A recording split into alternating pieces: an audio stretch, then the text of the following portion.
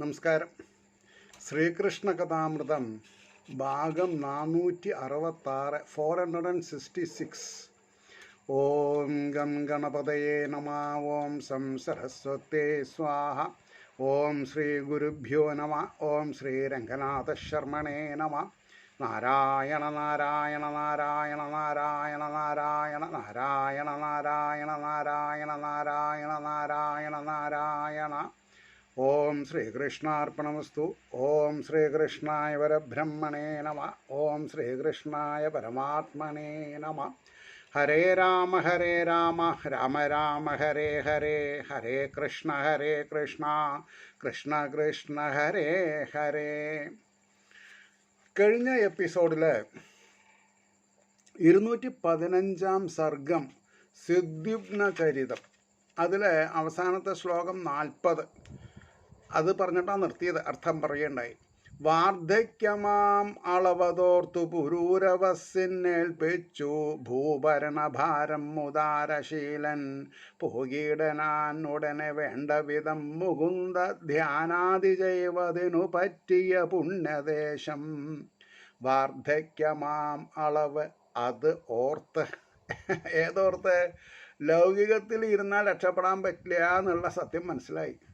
1000, 10,000, 1,00,000 വർഷം ലൗകികത്തിലിരുന്നാലും തൃപ്തി വരില്ല. പുനരഭിജനനം, പുനരഭിമരണം വേണ്ടി വരും. അപ്പോൾ ഈ കുട്ടിയായിട്ട് അമ്മയുടെ ഉദരത്തിലെ ഗർഭവാസം എന്ന് പറയും, അത് അത്ര സുഖമുള്ള കാര്യമല്ല എന്നാണ് പറഞ്ഞത്.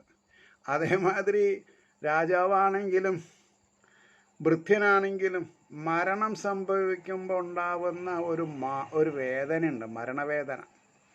അതും ഇന്നതാണ് എന്ന് ആരും എഴുതി വയ്ക്കാൻ സാധിച്ചിട്ടില്ല. കാരണം മരിക്കണവർക്കൊന്നും പിന്നെ ജന്മത്തിനെ പറ്റി ഓർമ്മയുണ്ടാവില്ല.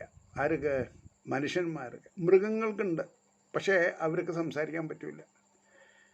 അപ്പോൾ നമ്മൾ വേദങ്ങളും ഉപനിഷത്തുകളും പുരാണങ്ങളും ഇതിഹാസങ്ങളും പറയുന്നത് ഡിറ്റോ നമ്മൾ ഉൾക്കൊള്ളണം.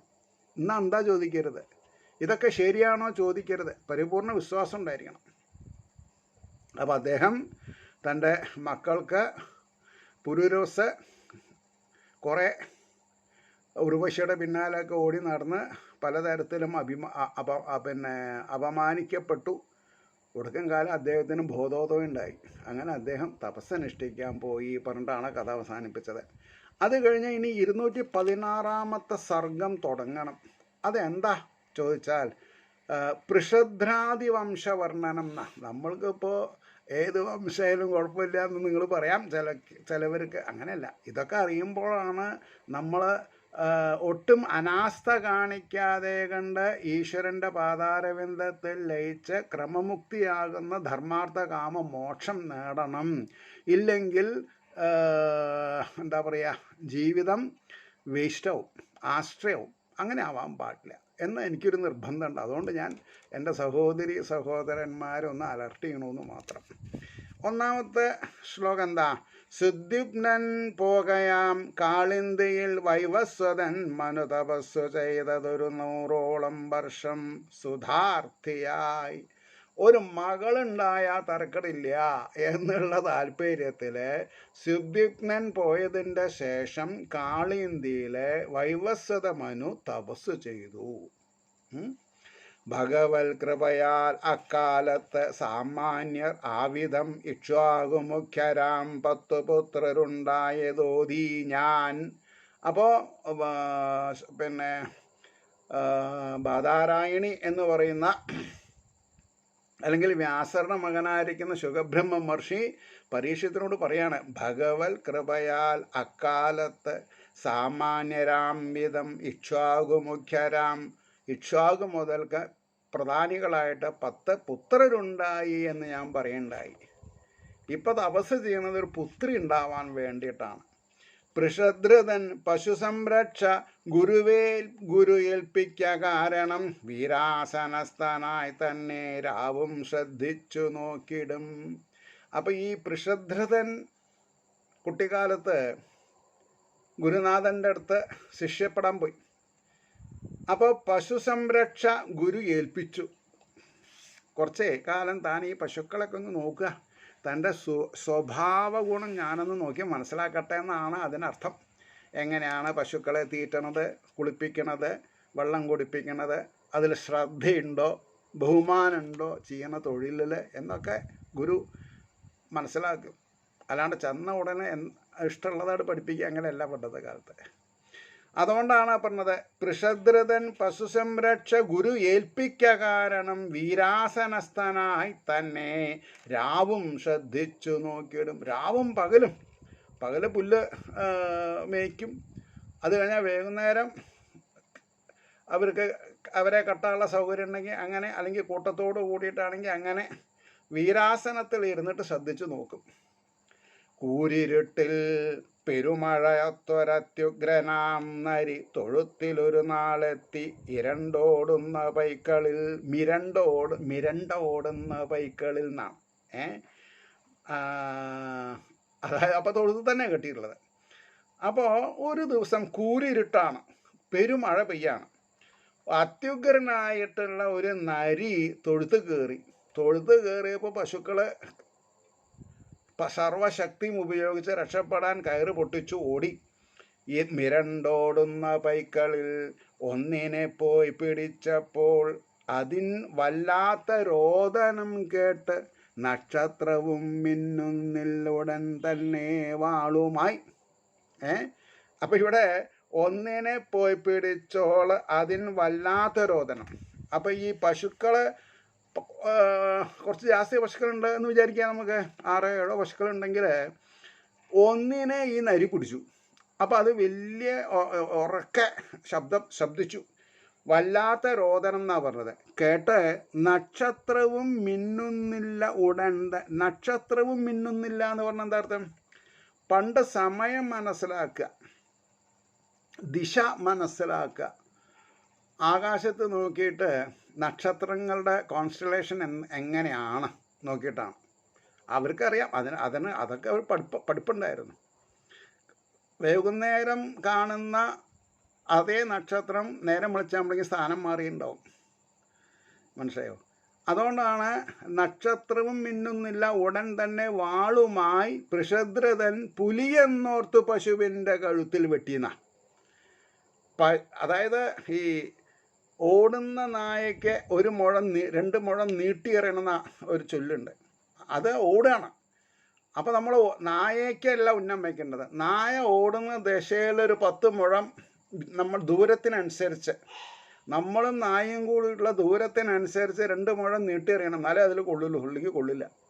അപ്പോൾ ഇവിടെ നരീനെയാണ് വെട്ടിയത്, പക്ഷെ അത് ഒരു പശുവിൻ്റെ കഴുത്തിലാണ് കൊണ്ടത്. അതാണ് ഈ കൂരിരുട്ടാണെന്ന് പറയുകയും ചെയ്തു. അപ്പോൾ പൃഷദ്രതൻ പുലിയെന്നോർത്ത് പശുവിൻ്റെ കഴുത്തിലാം വെട്ടേറ്റിയത് വാളിൻ്റെ തലപ്പാൽ ചെവിയറ്റുടൻ. വലിയ കുഴപ്പമുണ്ടായില്ല, ഒരു ചെവി പോയി എന്നാണ് പറഞ്ഞത്. ചോരയൂറ്റിച്ചു കൊണ്ടങ്ങോട്ടോ പുലി പേടിച്ചു പാഞ്ഞുപോയി. അപ്പോൾ പശുവിൻ്റെ ചെവി പോയി, അതിൽ നിന്ന് ചോര വരാൻ തുടങ്ങി. ആ പരിഭ്രമത്തിലെ പുലി ഇനി തനിക്ക് വട്ടയേൽക്കണ്ടെന്ന് വിചാരിച്ചിട്ട് ഇരുട്ടത്തേക്ക് ഓടിപ്പോയി. അപ്പോൾ ചോരയൂറ്റിച്ചു കൊണ്ടെങ്ങോ പുലി പേടിച്ചു പാഞ്ഞുപോയി ചത്തുപോം വ്യാഘ്രമെന്നോർത്ത്. വ്യാഘ്രം പുലിക്ക് വെട്ടേറ്റിട്ട് മരിച്ചിട്ടുണ്ടാവും എന്ന് വിചാരിച്ചിട്ട് നോക്കാൻ വന്നതാ. ചത്തുപോം വ്യാഘ്രമെന്നോർത്തു കുമാരന് പുലർച്ചയിൽ കാണേണ്ടി വന്നതോ കഷ്ടം. മുന്നിൽ കപിലയാം പശു, കപില എന്നു പേരുള്ള പശു, അല്ലെങ്കിൽ കപില നിറത്തോടു കൂടിയ പശു, എങ്ങനെ വേണമെങ്കിലും അർത്ഥം പറയാം. പ്രാണനറ്റു കിടക്കുന്നു, മരിച്ചു കിടക്കുകയാണ് ചോര വാർന്നിട്ട്. കുട്ടൻ പൊട്ടിക്കരഞ്ഞു പോയി. ആരാ കുട്ടൻ? പൃഷദ്രജൻ, പൃഷദ്രൻ.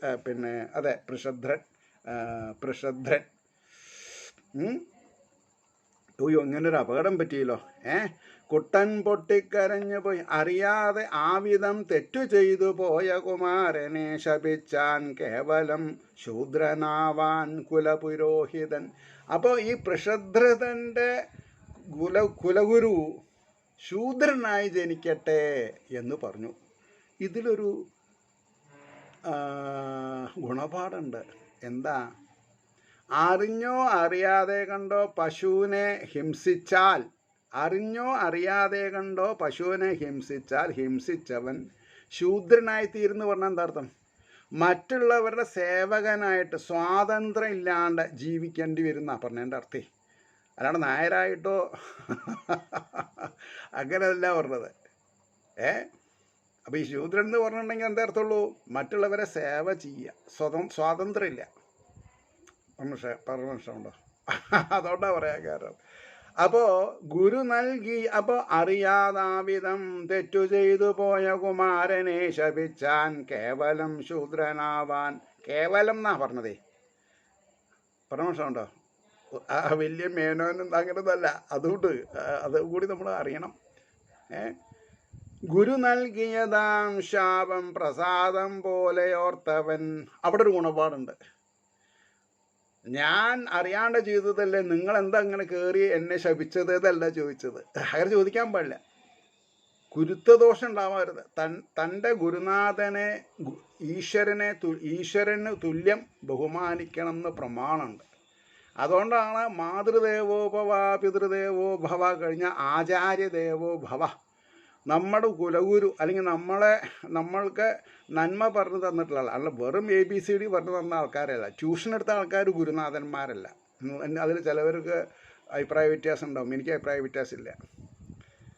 ആധ്യാത്മിക പുരോഗതിയിൽ ലൗകികതയല്ല ശ്രേഷ്ഠം, ആധ്യാത്മികതയാണ് ശ്രേഷ്ഠം, അതിന് ഇതാണ് വഴി എന്ന് പറഞ്ഞു തരുന്ന ആളാണ് ഗുരു. അല്ലാതെ കൊണ്ട് ബാക്കി അസ്ത്രാഭ്യാസമൊക്കെ അതിൻ്റെ ഭാഗമാണ്. പറഞ്ഞോ? അതുകൊണ്ടാണ് പറഞ്ഞത് ഗുരു നൽകിയതാം ശാപം പ്രസാദം പോലെ ഓർത്തവൻ. അപ്പം ഞാൻ എഴുതിയിട്ടുണ്ട് അവിടെ, സ്വീകരിക്കുക, ആക്സെപ്റ്റ് ചെയ്യാനേ പാടുള്ളൂ. അഖണ്ഡ ബ്രഹ്മചര്യത്താൽ മുനിവര്യൻ കുമിഷ്ടനായി വാസുദേവനിൽ ഏകാന്ത ഭക്തി ശീലിച്ചു പുണ്യവാൻ. അദ്ദേഹം എന്ത് ചെയ്തു? അഖണ്ഡ ബ്രഹ്മചര്യത്താൽ ശൂദ്രനായി പോയി, കല്യാണം കഴിച്ചില്ല. അഖണ്ഡ ബ്രഹ്മചര്യത്താൽ മുനിവര്യർക്കും ഇഷ്ടനായി, കാരണം സേവ ചെയ്യല്ലേ. വാസുദേവനിലെ ഏകാന്ത ഭക്തി ശീലിച്ചു പുണ്യവാൻ. ഇതാണ് നമ്മൾ ചെയ്യേണ്ടത്. ഭാര്യയെ സ്നേഹിക്കാം, ഭർത്താവിനെ സ്നേഹിക്കാം, കുട്ടികളെ, പേരക്കുട്ടികളെ, ബോസിനെ സ്നേഹിക്കാം, ബഹുമാനിക്കാം. അതിനേക്കാൾ ഉപരി ഇതൊക്കെ ചെയ്യുമ്പോൾ തന്നെ നമ്മൾ എന്ത് വേണം? സ്വന്തം ആത്മസാക്ഷാത്കാരത്തിനുള്ള വഴി നമ്മൾ കണ്ടുപിടിക്കണം. അത് പിന്നെ ആവാമെന്ന് വിചാരിക്കരുത്. ഈ തിക്കും തിരക്കിൻ്റെ ഇടയിൽ കൂടെ സ്വയം രക്ഷപ്പെടുക എന്നുള്ള ഒരു ഉത്തരവാദിത്വം നമ്മളിലുണ്ട്. സ്വയം രക്ഷപ്പെടുക. വാസുദേവനിൽ ഏകാന്ത ഭക്തി ശീലിച്ചു. ആരെ? പുണ്യവാൻ. അപ്പം ശീലിച്ചവർക്കാരാ? പുണ്യവാൻ. പരമജ്ഞാനിയായി തീർന്നാൻ ഏതിലും സമദർശനൻ. ആ സമദർശനം എന്നുള്ള വാക്ക് വളരെയധികം ഇമ്പോർട്ടൻ്റ് ആണ്. പരമജ്ഞാനി, അതിന് ഇതിനേക്കാൾ വലിയ പരമപദമില്ല. പരമജ്ഞാനിയായി തീർന്നാൻ ഏതിലും സമദർശനം. സുഖദുഃഖങ്ങളിലൊക്കെ സമദർശനം. Okay, let it be. What is there? ഇന്ന് സുഖമില്ല, വേണ്ട. ഇന്ന് ദുഃഖമാണ്, ആയിക്കോട്ടെ. ഇന്ന് മാമുണ്ണാൻ കിട്ടിയില്ല, വേണ്ട. ഇന്ന് നിലത്ത് കിടക്കേണ്ടി വന്നു, ഓ ശരി, സമദർശനാണ്. ഭഗവത് ഭക്തിയല്ലാതെ മറ്റൊന്ന് ആശിച്ചിടാത്തവൻ. ശ്രദ്ധിക്കണം, ഭഗവത് ഭക്തി ഒന്ന് മാത്രം ആശിച്ചാൽ മതി, അതിൽ നിന്ന് എല്ലാ നേട്ടങ്ങളും ഉണ്ടാവും. ഭഗവത് ഭക്തിയല്ലാതെ മറ്റൊന്നാശിച്ചിടാത്തവൻ യദൃച്ഛാലാപസംതൃപ്തൻ ജഡാന്ധപതിരോഭമൻ. പഞ്ചമസ്കന്ധത്തില് ജഡഭരതന്റെ കഥ വരും, അതേ അവസ്ഥയിലേക്ക് വരുന്ന പറഞ്ഞത്. എന്താ? ഭഗവത് ഭക്തിയല്ലാതെ മറ്റൊന്ന് ആശിച്ചിടാത്തവൻ യദൃച്ഛാലാപം. എന്താണ് വന്നത്, എന്താണ് കയ്യിൽ കിട്ടിയത്, അതിൽ സന്തോഷിക്കുക. ഒന്നും കിട്ടിയില്ലേ, അപ്പോഴും സന്തോഷിക്കുക. ഈ സെൻ സ്റ്റോറീസ് അതിൽ ഒരു കഥ പറയും. ഒരു ഗുരു ഒരു ശിഷ്യനുണ്ട്, ആൾക്ക് നല്ല ശിഷ്യനാണ്. എല്ലാ ദിവസവും ഭിക്ഷാം ദേഹി എന്ന് പറഞ്ഞ പുതിയ പുതിയ സ്ഥലത്ത് പോയി ഭിക്ഷ യാചിച്ചു കൊണ്ടുവരും. അപ്പം ഇദ്ദേഹത്തിന് നല്ല സന്തോഷമായി. അപ്പോൾ ഒരു ദിവസം അദ്ദേഹം പറഞ്ഞു, നാളെ ഞാനും തൻ്റെ ഒപ്പം ഭിക്ഷയ്ക്ക് വരുന്നുണ്ട് പറഞ്ഞു. അപ്പോൾ ഇയാൾക്ക് മുട്ട് പറിക്കാൻ തുടങ്ങി. കാരണം എൻ്റെ ഒപ്പം ഇദ്ദേഹം ഭിക്ഷയ്ക്ക് വന്നു, ആരെങ്കിലും ഭിക്ഷാന്തേഹി എന്ന് ഞാൻ പറഞ്ഞു ഭിക്ഷ തന്നിട്ടില്ലെങ്കിൽ ഇദ്ദേഹത്തെ ശപിച്ചാലോ എന്നൊരു പേടി ഇയാൾക്ക്. അങ്ങനെ പിറ്റേ ദിവസം ഇദ്ദേഹത്തിനും കൂടിയിട്ട്, അപ്പോൾ അതിന് ചില നിയമങ്ങളുണ്ട്. 4 or 5 വീടുകളിൽ പോയിട്ട് ചോദിക്കാവൂ. ആ 4 or 5 വീട്ടിൽ ചോദിച്ച് കിട്ടിയിട്ടില്ലെങ്കിൽ മടങ്ങി പോരണം, പട്ടിണി കിടക്കണം. അപ്പോൾ അതേപോലെ ഇദ്ദേഹം, ഈ കുട്ടി ശിഷ്യൻ 4 or 5 പിന്നെ വീട്ടിൽ പോയി ഓം നമോ ഭഗവതേ വാസുദേവായ ഭിക്ഷാം ദേഹി, അതായത് ഭിക്ഷ തന്നാലും ആരും വന്നില്ല, ആരും കൊടുത്തതില്ല. അപ്പോൾ ഇയാൾക്ക് മുട്ടിടിക്കാൻ ജാസ്തിയായി. പക്ഷേ ആ ഒരു നിശ്ചിത 4 or 5 വീട് കഴിഞ്ഞപ്പോൾ ഇനി എന്താ ചെയ്യുക എന്ന് ഇയാൾ ടെൻഷനിലിരിക്കുമ്പോൾ ഗുരു പെട്ടെന്ന് തിരിഞ്ഞ് ഇയാളെ ആലിംഗനം ചെയ്തു. ശിഷ്യനെ ആലിംഗനം ചെയ്ത് മൂർധാവിൽ ഉമ്മ വെച്ചു എന്നാ, അനുഗ്രഹിച്ചു. എന്താ സംഗതി ചോദിച്ചു അയാൾ, ആരെ ശിഷ്യൻ. ഒന്നുമില്ല, ഇന്നിപ്പോൾ ഭിക്ഷ കിട്ടാത്ത ദിവസമല്ലേ, എങ്ങനെ പഷ്ണി കിടക്കാം, പഷ്ണി കിടക്കാണ്ടിരിക്കാൻ നിവൃത്തിയില്ലല്ലോ, അത് താൻ എന്നെ പഠിപ്പിച്ചു എന്നാ. ഭിക്ഷ കിട്ടിയിട്ടില്ലെങ്കിൽ എങ്ങനെ നമ്മൾ സമചിത്തന്മാരായി സമാധാനമായിട്ടിരിക്കണം. ഞാൻ പലപ്പോഴും സമചിത്തത ഒബ്സർവ് ചെയ്തിട്ടുണ്ട്. ഒന്ന്, ഒരു കുടുംബകാര്യത്തിൽ I have to give back some money. അപ്പോൾ സത്യത്തിൽ ആർക്കാ കാശ് കൊടുക്കേണ്ടത്? അവരുടെ വീട്ടിൽ കല്യാണമാണ്. അപ്പോൾ അത് ആ കല്യാണ ദിവസം കൊടുക്കണ്ടേ നമ്മൾ. അപ്പോൾ ഞാനും എൻ്റെ മകളും കൂടി പോയി. കാരണം ഞാൻ ഒരാളുടെ നിന്ന് വലിയൊരു എമൗണ്ട് കടം വാങ്ങുകയാണെങ്കിൽ ഒരു സാക്ഷി വേണ്ടേ. നാളെ എനിക്കെന്തെങ്കിലും പറ്റി അയാളുടെ കാശ് പോകാൻ പാടില്ല. അപ്പോൾ ഞാൻ എൻ്റെ മകളെയും കൂട്ടിപ്പോയി. ഇത് നടക്കുന്നത് 2006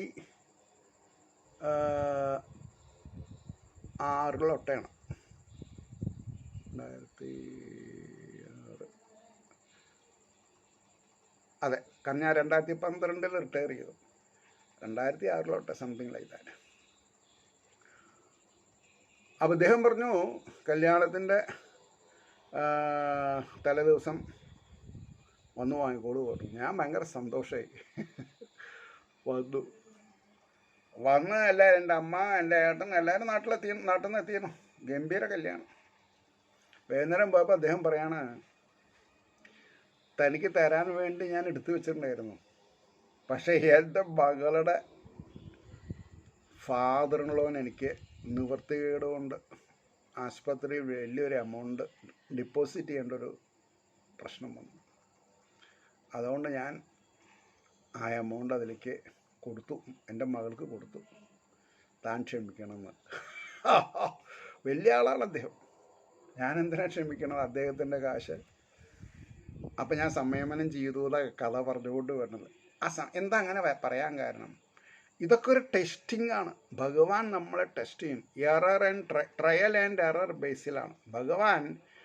ഭഗവാൻ എങ്ങനെയാണ് മനസ്സിലാക്കുക? അതിനും ചില ലക്ഷണങ്ങളുണ്ട്. ആരും സഹായത്തിന് വരാതെ കണ്ടിരിക്കുമ്പോൾ അത്യാപത്തുകൾ വന്നാലും മനക്ലേശം ഉണ്ടായാലും അത് പുറത്ത് പ്രകടിപ്പിക്കാതെ കണ്ട് സ്വന്തം ഭാര്യേനെയും കുട്ടികളെയും ചീത്ത വിളിക്കാണ്ട് തല്ലാണ്ട് അവരെ നമ്മുടെ വിഷമം അറിയിക്കാതെ കണ്ട് നമുക്ക് ചെയ്യാൻ പറ്റിച്ചാൽ, ഒരു പുരുഷന് ചെയ്യാൻ പറ്റിച്ചാൽ അത് സംയമനത്തിൻ്റെ അവസ്ഥയാണ്. അതേമാതിരി ഇപ്പോൾ സ്ത്രീയാണെങ്കിൽ ചിലപ്പോൾ ഭർത്താവിനേക്കാളും കാര്യപ്രാപ്തി ഉണ്ടാവും, അവരാവും കടം വാങ്ങലും കൊടുക്കലൊക്കെ ചെയ്യുക. അപ്പോൾ അവരും ഭർത്താവിനെയും കുട്ടീനെ അറിയിക്കാത്ത രീതിയിൽ സംയമനം ചെയ്തിട്ട് പോകണം. ഇത് ഈസിയാണോ? അല്ല. അങ്ങേയറ്റം ഈശ്വരാനുഗ്രഹം ഉണ്ടെങ്കിൽ ഇതൊക്കെ നടക്കുള്ളൂ. അപ്പോൾ ഓരോ അസന്നിഗ്ധ ഘട്ടത്തിലും ഈശ്വരാധീനം ഉണ്ട് എന്ന് മനസ്സിലാക്കിയാൽ നമ്മൾ എന്ത് ചെയ്യണം? കൂടുതൽ നാമം ചെല്ലണം. ഹരേ രാമ രാമ രാമ ഹരേ ഹരേ, ഹരേ കൃഷ്ണ കൃഷ്ണ കൃഷ്ണ ഹരേ ഹരേ. എന്താ കാരണം? ഭഗവാൻ നമ്മളെ നിർനിമേഷനായിട്ട് ഒബ്സർവ് ചെയ്യുന്നുണ്ട്. അപ്പോൾ ഭഗവാൻ എന്തേ കൊടുക്കണ്ടു? നമ്മൾ ശുദ്ധ മനസ്സ് ഭഗവാന് കൊടുക്കണം. നിഷ്കളങ്കമായിട്ടുള്ള മനസ്സ്, ട്രാൻസ്പെറൻ്റ് ആയിട്ടുള്ള മനസ്സ്, നിർമ്മലമായ മനസ്സ് ഭഗവാന് കൊടുക്കണം. അവരവരുടെ ഹൃദയഗഹ്വരത്തിൽ വാഴുന്ന ബാലാഗ്ര ശതഭാഗസ്യ വിസ്തരസ്യ ഏകോ ജീവ എന്ന പ്രമാണത്തോടുകൂടി ഒരു തേജോപുഞ്ചുണ്ടല്ലോ, ആ തേജോപുഞ്ചം ഈ ലോകത്തിൽ നമ്മുടെ മനസ്സ് എവിടെ പോടൂ, എവിടെ വരണോ, ആരോട് എന്ത് പറയണോ, എന്ത് ചെയ്യണോ, ഇതൊക്കെ മനസ്സിലാക്കാൻ കഴിവുള്ളതാണ്. അപ്പം ഈ ഒരു ഇത് ഏത് സമദർശനൻ, സുഖം വരുമ്പോഴും ദുഃഖം വരുമ്പോഴും ഒരേപോലെ ഇരിക്കാൻ സാധിക്കണം. സമദർശന. അപ്പോൾ ഈ സമദർശനം എന്നുള്ളതിന് സമാഹിത മനസ്സെന്നും പറയും. സമാഹിത മനസ്സൻ അത് വേദാന്തത്തിൽ അല്ലെങ്കിൽ ആധ്യാത്മികത്തിൽ ക്ഷേത്രങ്ങളിൽ മഹാപുണ്യാഹം എന്ന് പറഞ്ഞാൽ എന്തെങ്കിലും അമ്പലത്തിൽ അശുദ്ധി വരിക, അപ്പോൾ മഹാപുണ്യാഹം എന്ന് പറയും. മഹാപുണ്യാഹം എന്ന് പറഞ്ഞാൽ തന്ത്രി, പിന്നെ ഒരു 4 ശിങ്കിടികൾ അല്ലെങ്കിൽ പിന്നെ അസിസ്റ്റൻസ് എന്ന് പറയാം, ഇപ്പോൾ ഇംഗ്ലീഷ് പറയാം അസിസ്റ്റൻസ്. അപ്പോൾ അവർ കയ്യും കാലും കഴുകി വന്നിരുന്നാൽ കിണ്ടിയിലോ ഒരു തമ്മലയിലോ വെള്ളം നിറച്ച് ഈ തന്ത്രിയുടെ കയ്യിൽ ഒരു ദർഭപ്പുല്ല് ഇതിലേക്ക് തൊടിയിച്ച് വയ്ക്കും. അവരുടെ കയ്യിൽ ദർഭപ്പുല്ല് കൊടുക്കും. എന്നിട്ട് 5 പേരും ഗായത്രി ജപിച്ച് ഈ തമലയിലെ വെള്ളത്തിനെ പുണ്യാഹാക്കുകയാണ്.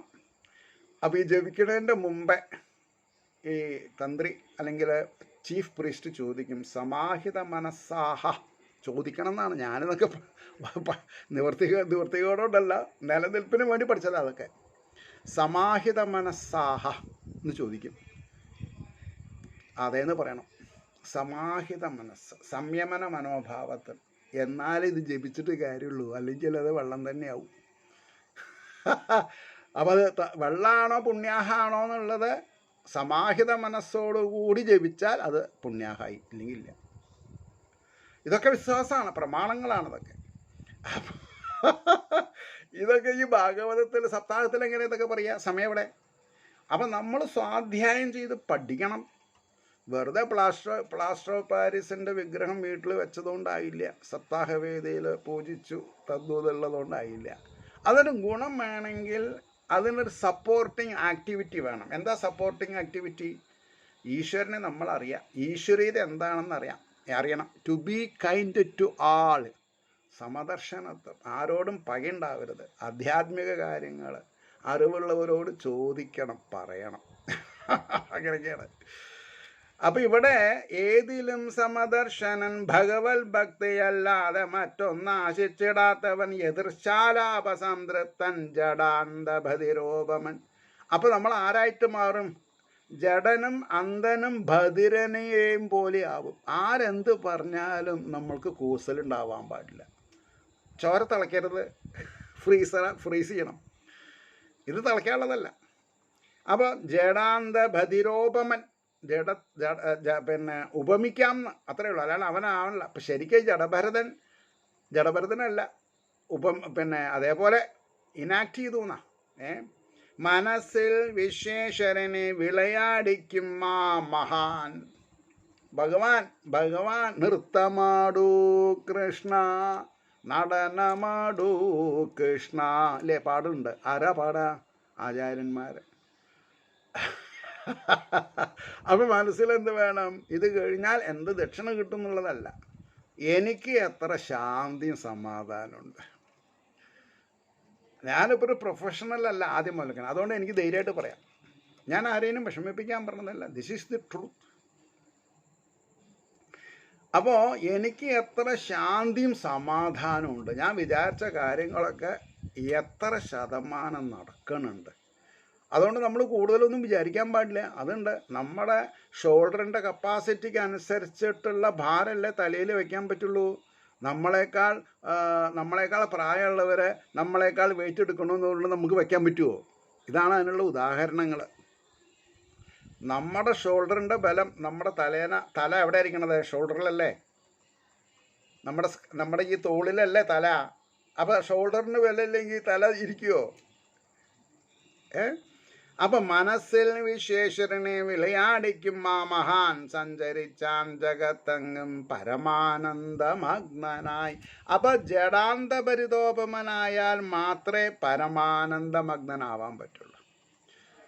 ഇപ്പം നമ്മൾ ശബരിമലയിൽ പോയാലും അഭിഷേകം കഴിഞ്ഞാൽ വീടെത്തണം എന്നാണ് താല്പര്യം അല്ലേ? ആരെങ്കിലും ശബരിമലയിൽ നിന്ന് വരുമ്പോൾ ഒരമ്പലത്തിലും പോകില്ല, ശരവേഗത്തിൽ വീട്ടിൽ വരും. എന്നിട്ട് കുളിക്കുന്നതിൻ്റെ മുമ്പ് ചിലപ്പോൾ കുപ്പിയൊക്കെ പൊട്ടിക്കും. എണ്ണക്കുപ്പിയല്ല ഞാൻ പറഞ്ഞത്, വേറെ ചില കുപ്പികളുണ്ട്.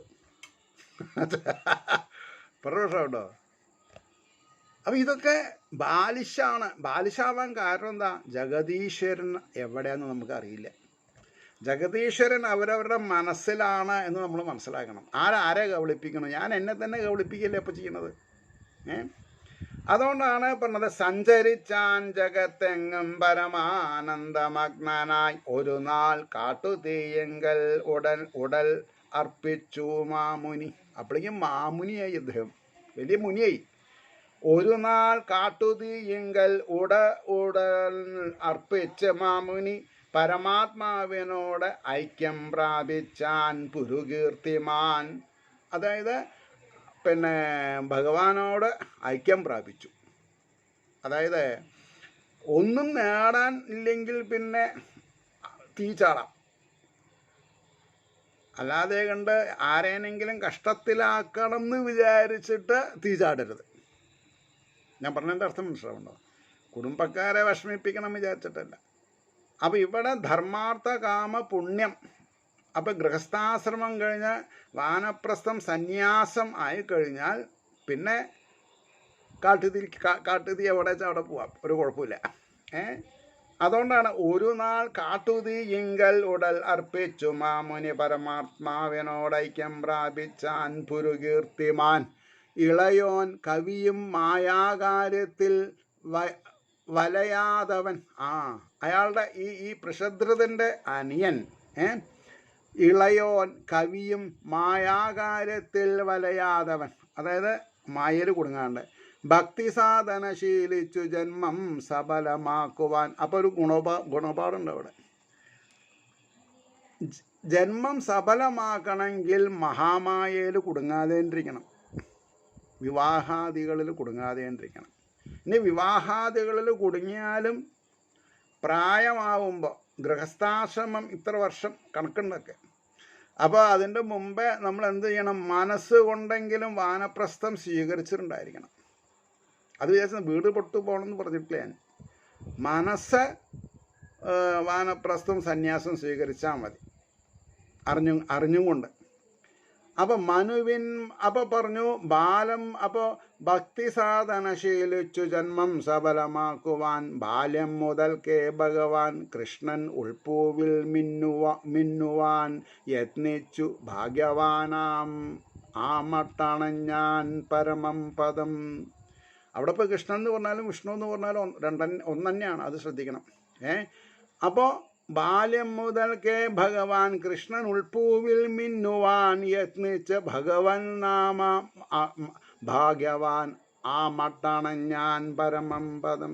മനുവിൻ മക്കളാം കാരുഷന്മാരാം ക്ഷത്രജാതികൾ ധർമ്മിഷ്ഠരവർ വാണുള്ളത്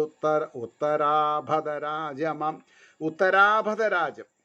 ബ്രാഹ്മണ്യമാർന്നു ദൃഷ്ടന്റെ പുത്രരാം ദാഷ്ട്രർ മന്നിതിൽ നൃഗന്റെ പുത്രൻ സുമതി ഭൂതജ്യോതിസുതൻ മകൻ. പിന്നെ ചരിത്രം, ഇന്നവരുടെ മകൻ ഇന്നവരൻ, അത്രയേ ഉള്ളൂ. തൻ മകൻ വസുവിൻ പുത്രൻ പ്രതീകൻ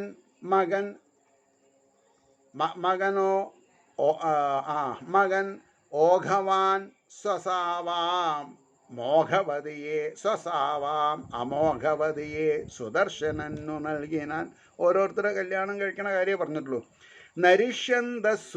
നരിഷന്തൻ്റെ മകൻ ചിത്രസേനൻ ഋക്ഷൻ അവൻ മകൻ തൻ പൈതൽ മീഡ്വാൻ കുർച്ചേന്ദ്രസേനർ തൻ പുത്രപൗത്രരാം ഇന്ദ്രസേനാത്മജൻ വീതിഹോത്രഭൂപന്റെ പുത്രരാം സത്യസ്രവാസാദ്യൻ ഉരുസ്രവസ്സും ദേവദത്തൻ അഗ്നിവേശ്യൻ മകനാണ്. അഗ്നി തന്നെയാണ്. അഗ്നിവേശ്യൻ എന്ന് പറഞ്ഞാൽ അഗ്നി തന്നെയാണ്. കാനീനനെന്നും ജാതുകർണ്യനെന്നും പേരിയെന്നവൻ. എന്തൊക്കെ പേര്? കാനീനൻ എന്നും ജാതുകർണ്യനെന്നും പേരിയെന്നവൻ അഗ്നിവേശങ്കൽ നിന്ന് അഗ്നിവേശ്യഗോത്രം പ്രസിദ്ധമാം ബ്രാഹ്മണോത്തന്മാന്മാരായി തീർന്നു. ബ്രാഹ്മണരായിട്ട് തീർന്നു എന്നല്ല, ബ്രാഹ്മണരിൽ ഉത്തമന്മാരായി തീർന്നു. ദിഷ്ടവംശവും മോതിടാം. അതിൻ്റെ ശേഷമുള്ള വംശം കൂടിയും പറയാം എന്നാണ് പറഞ്ഞത്. ദിഷ്ടന്റെ പുത്രൻ അഭാഗൻ വാണിജ്യാദികൾ ചെയ്യുകയാൽ, അദ്ദേഹം ബ്രഹ്മണ്യല്ല, വാണിജ്യ ചെയ്തത്, വൈശ്യനായി. അപ്പോൾ ഇത് നമ്മൾ മറക്കരുത്. എന്താ ഇന്ന് അപകടം ഉണ്ടായത്?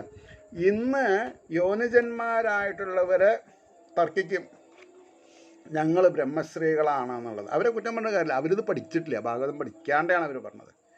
അപ്പോൾ പിന്നെ ബ്രാഹ്മണനായിട്ടും വൈശ്യധർമ്മം ശീലിച്ചാൽ അയാൾ വൈശ്യനായി. ഇത് ഒരു പ്രൊഫഷണൽ ആചാര്യൻ പറയൂല. കാരണം എന്താ? അദ്ദേഹത്തിന് നിക്കക്കള്ളില്ല അത് പറഞ്ഞാൽ. എനിക്കിപ്പോൾ ഇത് പ്രശ്നമല്ല, ഞാൻ ദക്ഷിണാഗ്രാഹിക്കായിട്ടല്ല ഉപദേശം കിട്ടിയിട്ടുള്ളത്. 47-ാമത്തെ വയസ്സിൽ എൻ്റെ ഒരു ബുദ്ധി തലത്തിൽ ഈശ്വരോപാസന എങ്ങനെ കുറേ കൂടി സുഗമമാക്കാം എന്ന് വിചാരിച്ചിട്ട് ഞാൻ ശിഷ്യപ്പെട്ടു എന്നല്ലാണ്ട് കാശുണ്ടാക്കണം വിചാരിച്ചിട്ടല്ലല്ലോ. അതുകൊണ്ടാണ് വൈശ്യനായി മനുവിൻ പുത്രൻ അഭാഗൻ നൃപൻ അല്യവൻ ഫലന്തനൻ തന്മകനാം വത്സപ്രീതിയവൻ മകൻ അവൻ്റെ തനയൻ പ്രാംശു വഴിക്കു വഴി അങ്ങിനെ പിന്നെ പ്രമതി ഘാനിത്രൻ ചാക്ഷുഷാഘൻ വിവിംശതി സുതന്ത്രംഭൻ ഘനിനേത്രൻ കരന്ധമൻ ആവീക്ഷിത്തും മരുത്താഖ്യാ ചക്രവർത്തിയവൻ മകൻ അങ്കിരസിൻ മകൻ സമ്പാർത്യാഖ്യനാം യോഗി പുങ്കവൻ. യോഗിയിലെ കേമനാണ് അദ്ദേഹം. അദ്ദേഹത്തെ കൊണ്ടു യജ്ഞകർമ്മം ആഘോഷപൂർവകം ചെയ്യിച്ചാനാവിധം യജ്ഞമുണ്ടായിട്ടില്ല മന്നിതിൽ. അന്ന് ഒരു യജ്ഞം ചെയ്തിട്ടുള്ളത് പോലെ ഇതുവരെ ഉണ്ടായിട്ടില്ല എന്ന് പറയണമെന്നുണ്ടെങ്കിൽ അതിൻ്റെ ഒരു ഡെപ്ത് നമ്മൾ മനസ്സിലാക്കിയാൽ മതി. ശ്രുവം പൂവട്ട, അതായത് പൂവട്ട എന്ന് പറഞ്ഞാൽ പൂവ് വയ്ക്കാനുള്ള കൊട്ടാന്നർത്ഥം. അത് പിത്തളയാവാം, സ്വർണ്ണമാവാം, വെള്ളിയാവാം. ശ്രുവം പൂവട്ട ജുഹൂബും കിണ്ടി എന്നല്ല കുട്ടകം സർവസ്വർണ്ണമയം. അണ്ടാവ് മുതൽക്ക്, കുട്ടകം എന്ന് പറഞ്ഞാൽ അണ്ടാവെന്നാണ് പറയാം, ജലം സംഭരിച്ച് വെക്കാനുള്ള, അതടക്കം സർവം സ്വർണ്ണമയം കാണില്ല എങ്ങും ഇത്ര സമൃദ്ധമായി. അറ്റ്ലീസ്റ്റ് ഇത് വായിക്കുമ്പോൾ നമ്മൾക്കൊരു സന്തോഷമില്ലേ? കുറച്ച് നേരം ആ സ്വർണ്ണപാത്രങ്ങളുടെ ഇടയിൽ അവർ പൂജ ചെയ്തത് നമുക്കൊന്ന് മനസ്സിൽ കണ്ടൂടെ? അതൊരു സംതൃപ്തിക്കുള്ള അവസ്ഥയായില്ലേ? സംയമനത്തിനുള്ള കാര്യമായില്ലേ? സോമത്താൽ ഇന്ദ്രനും ദക്ഷിണയാൽ മോദിച്ചു വിപ്രരും സദസ്യർ വിശ്വദേവന്മാർ വിളമ്പുന്നോർ മരുത്തുക്കൾ. ദേവന്മാരും മരുത്തുക്കളൊക്കെയാണ് സദ്യ വിളമ്പണത്. ദമൻ മരുത്തൻ്റെ മകൻ, തന്മകൻ രാജവർദ്ധനൻ, തനൂജൻ സുധൃതിയാണ്. ആ മഹാന്റെ മകൻ നരൻ, കേവലൻ ബിന്ദുമാൻ വേഗവാൻ ബന്ധു തൃണബിന്ദുവും വഴിക്കു വഴി അഞ്ചാളാം തൃണബിന്ദു മഹീന്ദ്രനെ വരിച്ചാൽ അപ്സര സ്ത്രീയാം അലംബുഷ അവർക്കതിൽ. അതായത് ഈ തൃണബിന്ദു എന്നുള്ള മഹീന്ദ്രനെ രാജാവിനെ അപ്സര സ്ത്രീയായ അലംബുഷയാണ് വിവാഹം ചെയ്തത്. 3 ആൺകിടാങ്ങളും പെൺതയ്യാലാം ഇടിവിടാക്കയും, 2 ആളെ ഇടിവിടാക്കയും യോഗേശനാമച്ചനിൽ നിന്ന് ആത്മവദ്യ പിടിച്ചവൻ വിശ്രവസവളിൽ പ്രീതൻ ജനിപ്പിച്ചാൻ കുബേരനെ. കുബേരൻ്റെ ജനനാണ് ഇപ്പം അവിടെ പറഞ്ഞത്. തൃണബിന്ദു സുതന്മാരിൽ ആദ്യനായ വിശാലനാം വംശം വളർത്തി വൈശാലീപുരി നിർമ്മിച്ച ഭാഗ്യവാൻ. വൈശാലി നഗരം.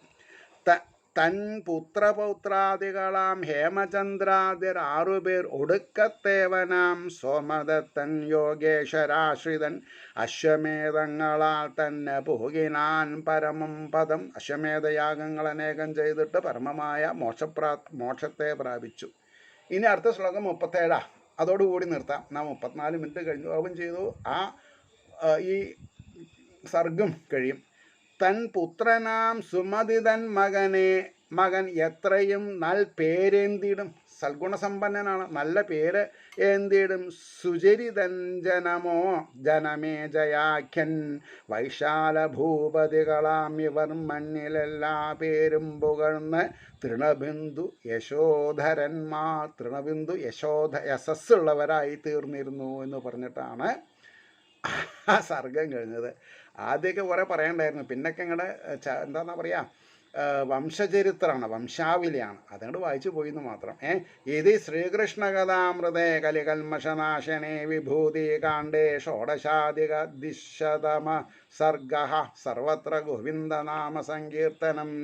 ഗോവിന്ദ ഗോവിന്ദ എന്ന് പറഞ്ഞുകൊണ്ട് ഇന്നത്തെ വാക്കുകൾ ഉപസംഹരിക്കുന്നു. ഏവർക്കും ശ്രീഹരിയുടെ അനുഗ്രഹാശസ്സുകൾ നിർലോഭം ഉണ്ടാവട്ടെ എന്ന് പ്രാർത്ഥിച്ചുകൊണ്ട്.